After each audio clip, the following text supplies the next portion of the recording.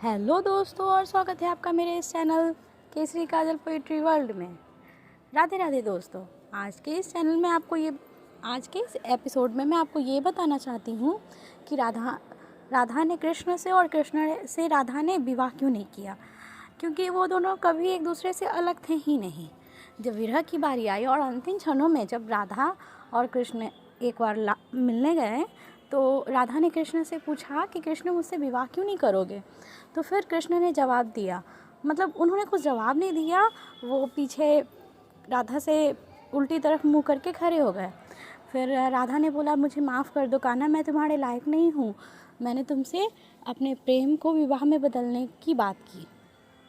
तो कृष्ण कुछ नहीं बोलते हैं, बस वैसे ही राधा की तरफ पीठ किए हुए खड़े रहते हैं। तो राधा बोलती है, एक जाने कि इस विलंब में एक क्षण तो मुझे देख लो पलट के कृष्ण।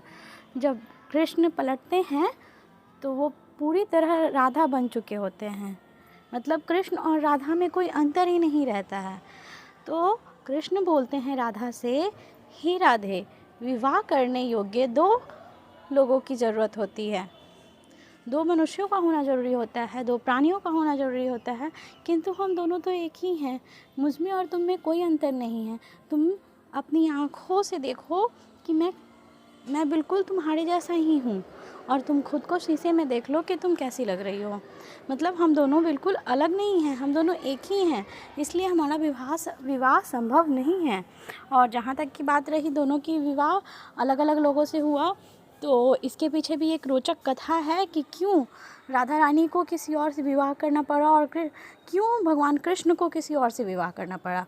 तो अगर आप आगे की स्टोरी को जानना चाहते हैं तो मेरे इस चैनल को लाइक करें, शेयर करें, सब्सक्राइब करें और व्यूज़ भी दें, ताकि मैं इंस्पायर्ड होकर और वीडियोज़ बना सकूं। आप व्यूज़ नहीं देते हो इसलिए मैं और वीडियो नहीं